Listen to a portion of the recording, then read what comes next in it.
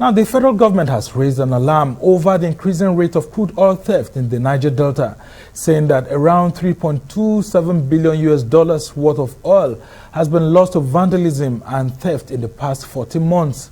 Nigeria loses between 150 to 200,000 barrels of crude oil per day to oil theft. While the bulk of it is shipped out in vessels, the most worrisome is the theft perpetrated by artisanal refiners who leave devastation on the environment in their trail. The government says the cases of oil theft has now become a threat to the country's corporate and economic existence. Now, the cases of oil theft is now at an all-time high, even as Nigeria battles insurgency in the north, with armed terrorist groups wreaking havoc and committing all sorts of heinous crimes. Just recently, a Kaduna-bound train was attacked, leaving 9 dead and several others kidnapped or missing.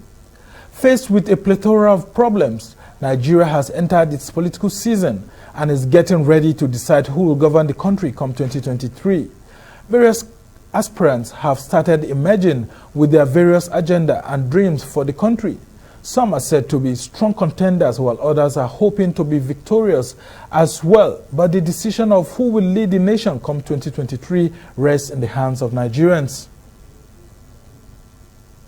Well, joining me now to take a look at all of these issues is Asari Dokubo, Asari, who is a Niger Delta rights activist.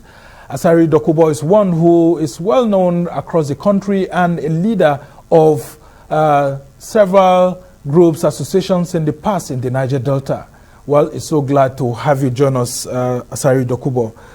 Now, let's take a look at the oil theft in the country. The federal government has lamented the rate at which oil is being stolen in the Niger Delta, and then we've seen one of the foremost entrepreneurs in the country who is now into oil production too, Tony Elumelu, saying that we are losing a lot to oil theft and something needs to be done. Considering your experience in the Niger Delta and how several groups operate there, what do we say is responsible for this oil theft, and why is it increasingly difficult for Nigerian security forces to contain this oil theft? While condemning the environmental devastation that is going on in the Niger Delta, oil bunkering and pipeline vandalization is the worst thing that has happened to the Niger Delta region today. Our environment are totally, these fellows who claim to be our people are committing environmental genocide against their own people. There is no marine life any longer. All the mangrove forests, the Niger Delta, after is the second largest wetland in the whole world, is the second largest. Now, these forests, wetland forests, mangrove, is being depleted by the second. It's being depleted by the second. By these heartless people who sell the product they refine for nothing. And people are playing politics with it. They are playing politics with the well-being of my well-being, the well-being of my children, the well-being of others. They are playing politics with it. Recently, we all applauded Governor Wike. They went, we thought that it was real, it's going to last. They went and did some show, and they left. The black suit is back. You cannot wear a white cloth in Abonima. You can't wear it in Obonoma. You can't wear it in Okrika. In 30 minutes, you find out that your cloth is already black. It is soiled. Now, NNPC award contracts 7 billion every month worth of contract to people to secure this pipeline. Are they doing the job? If they are doing the job, why are the pipeline not guarded?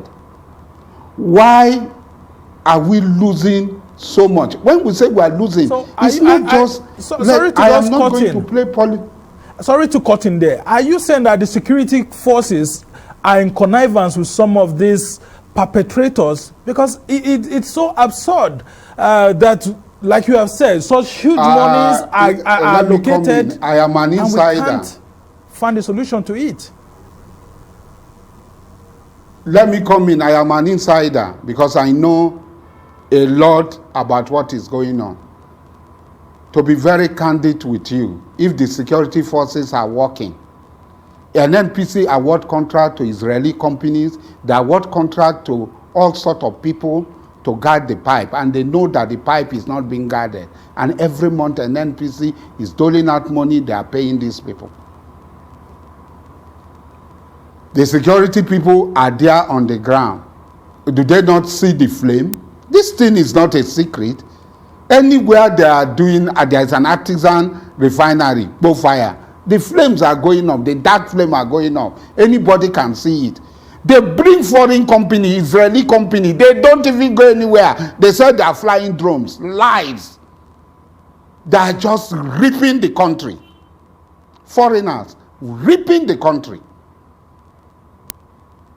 So this is a problem. They give contract to so many people make billions for doing nothing.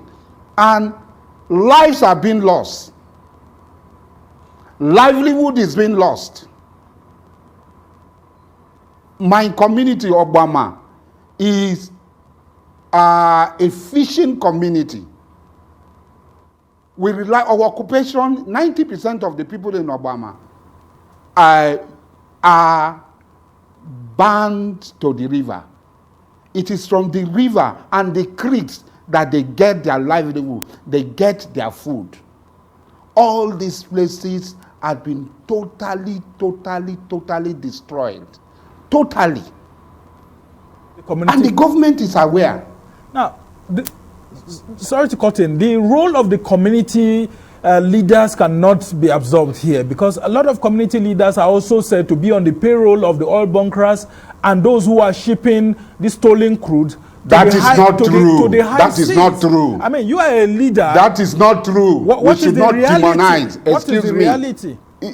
You don't stay in Abuja and speculate, or stay in Lagos and speculate. I am one of the highest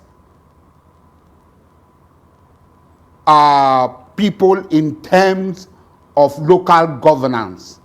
I am Alaboy Diabale of the Kingdom of Calabar. I stand on a very high pedestal as a person.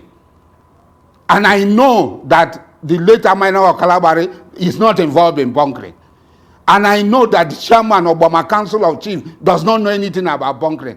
And I know that about the 18 chiefs in Obama, nobody knows about bunkering. And I know that the CDC chairman of Obama does not know about bunkering.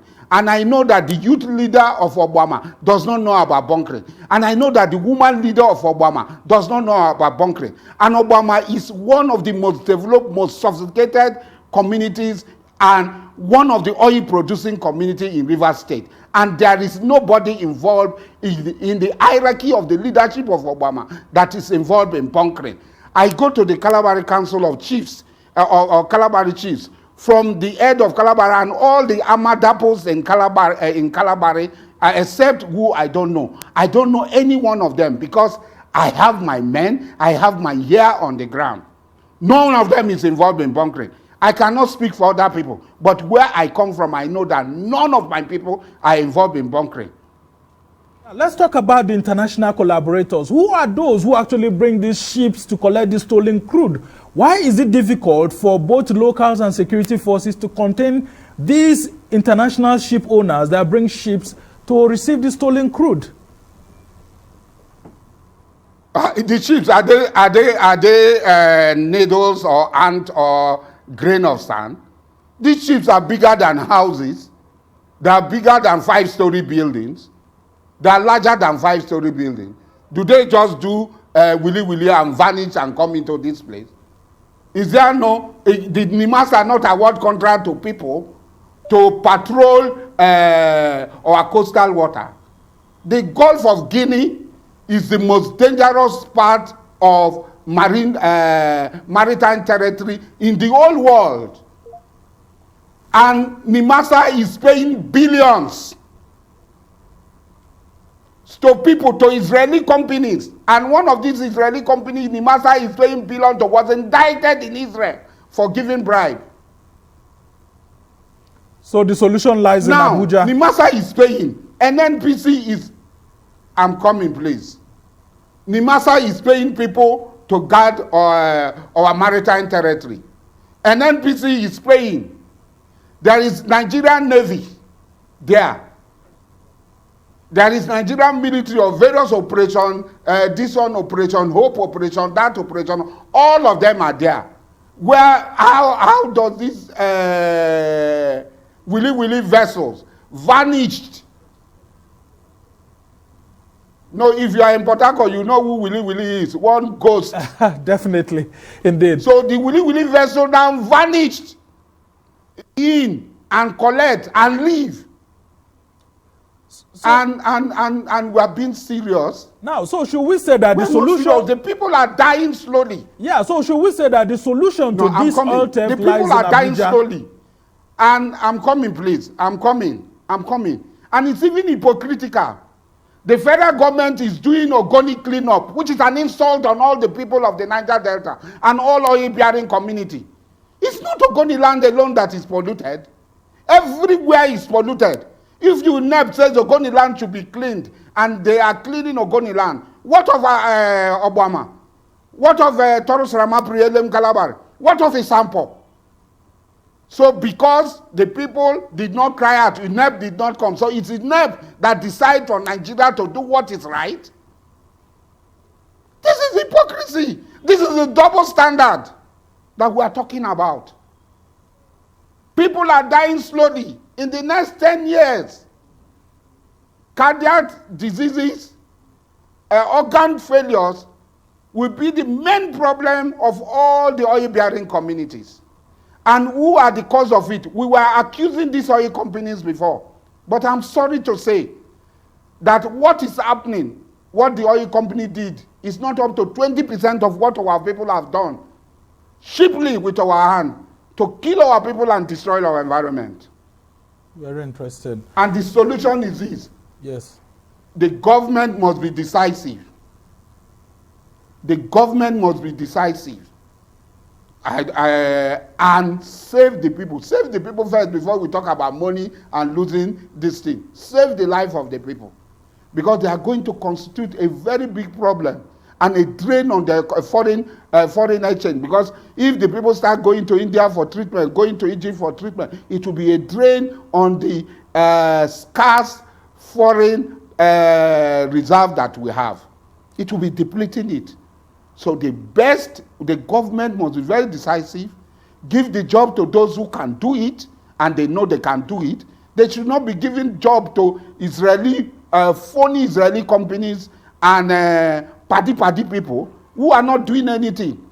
Okay, as we try to run off... Some of the trunk lines are not producing one drop of crude for the past 5 years. Now, as we try to round off this conversation, Asari Dokubo, we've seen international oil companies leaving the Niger Delta, selling their assets to local oil companies, and the local oil companies have been engaged in environmental disasters of recent that leads to oil spill and all of that. What sort of engagement do you think we need to have with Nigerians who buy the assets of international oil companies that are exiting the country so that we stop having these environmental issues? See, most of these things were not done properly. Now, you take Nembe Creek, the biggest oil field, and you give to a man who does not know anything. He's not from Nembe. He does not have the passion, the feeling. He does not have any commitment. He's not even different from the foreign oil company. In fact, they are worst. So you gave ITO for over 1 month. Over 1 month. There was a spillage, the magnitude of which had never been witnessed in the Niger Delta through ITO facility in River Santa Barbara.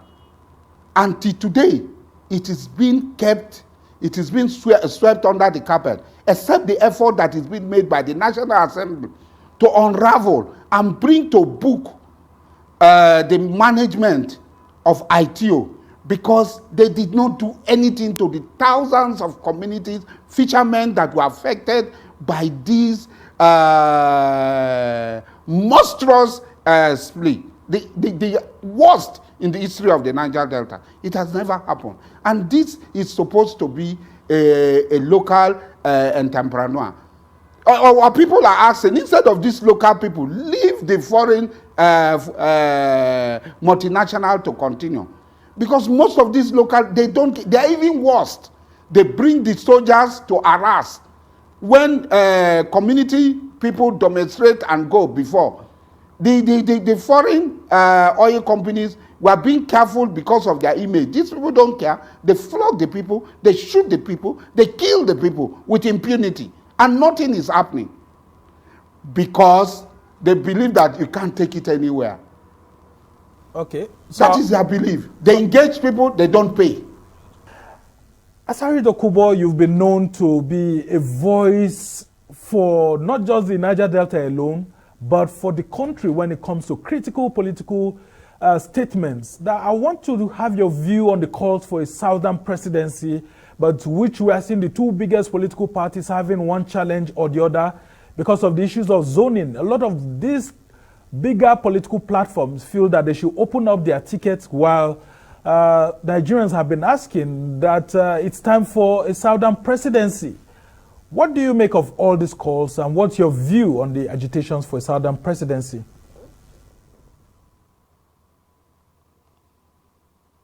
The issue of zoning is something that is practiced in all pluralistic societies where there are multiple nationalities. Now, those from the north, Goodluck was there, insisted that the zoning favors the north, and they argued on it, and they stood by it. It is so disheartening that southern leaders cannot come out boldly and argue that now it is the turn of the South to produce president. It is very, very sad. They don't have the balls to stand up for their people. They are the first, they will be the first beneficiaries, not me. I am not contesting presidency.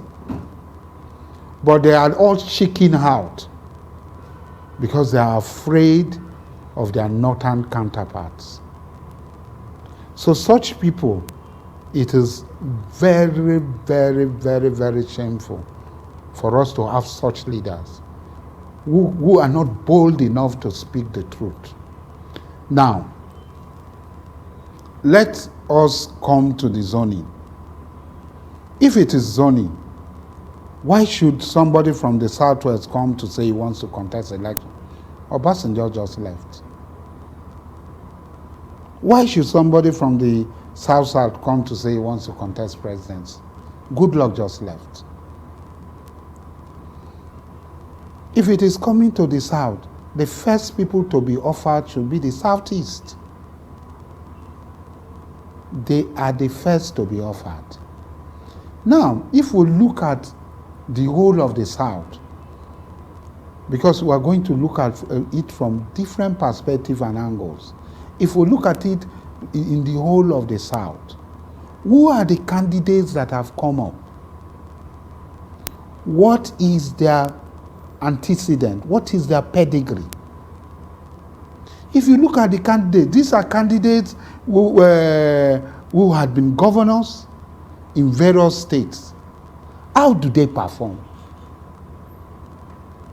All the lot that has come out, all the lot, to be very sincere, The only person that can stand up and talk that he has transformed is state. The only person, all the formal government governors and so on, the only person that can come out and say that, look, I have the pedigree, I have legacies, is Bola Tinubu. Unfortunately, it's from the southwest. Lagos is the only state working in Nigeria. Lagos is the only state, and he built Lagos. Having said that, Bola Tinubu is sick, he's old, he's frayed. Can Nigeria afford such a president, even though he has a robust legacy in Lagos? Why will governors from other states that they got so much and they didn't do anything, there's nothing, they left nothing, they left abandoned project, white elephant project, come to say they want to be president? Now, let us look at all the candidates. We have young and vibrant candidates who had never been in government. For the sake, if the Southeast cannot bring candidates, they are bringing people, they say this. Have we not traveled? Every one of them have traveled to the Arab world. In the 60s, 70s, the Arabs are one of the most backward people. But today, you see the Arabs everywhere. You go to United Arab Emirates, you go to Qatar, you go to Oman, you go to Saudi Arabia, you see wonders. Are they not traveling? Did they not go to Dubai? What of the likes of Governor Nyesom Wike? If a governor from Rivers State. Yes, Governor Nyesom Wike. Governor Nyesom Wike want to be president. Yes, he says he wants to be the president. No, I am asking you whether Nyesom Wike want to be president. Yes, I mean, he has been reaching out to several persons. Just yesterday, he was with former president. That is very laughable now. Former head of state Abdulsalami Abubakar and former head of state Ibrahim Babangida. That is very laughable now. You wouldn't support such a that is call? very. If Nyesom Wike want to be president, look at him now. Does he look like a president? So we want to get a president like that. Well, he's a Nigerian and he's entitled to contest for he himself should know that. No, everybody is entitled to contest. It is our PVC. We are going to examine the person. Somebody carrying cutlass and dancing on the street. Somebody saying this, that. Is it the president you want? And one would want to ask, what of an Atiku Abubakar? Because the PDP seems like it's set to give him their ticket again. What would that mean for the politics of the South and the North in the country? No, if you look at Atiku Abubakar, look. Let us look. When I'm talking, I talk sincerely. I might have my bias. As far as I'm concerned, Northerners have no business contesting for president this time around. They don't have any business. But if you examine of all the laws that have come out, when Atiku Abubakar was with Obasanjo, he established an economic team. Today, in that team, we have Okonjo-Iweala. He brought Okonjo-Iweala. He brought so many people. He brought people with wealth of intelligence. Cerebral people. He brought them into government. It was Obasanjo vice. And that was the best period that Nigeria ever experienced. So if you look at Atiku Abubakar, he has never been a governor. He was elected a governor, he did not take, he was a vice president, he was just a spare tire. But the team he established, even that short one in Kaduna, he was the one who brought him. So all the people that they are celebrating today in Nigeria that did wonders, Atiku brought them. So you would prefer... if you are looking at it, we are saying, what will Nigeria have? Nigerians are going to have the best. Oh yeah, let us choose the best. Let us throw it open. If we are going to throw it open, I have just 3 candidates that I can look at. That's my opinion. No, only 3 candidates.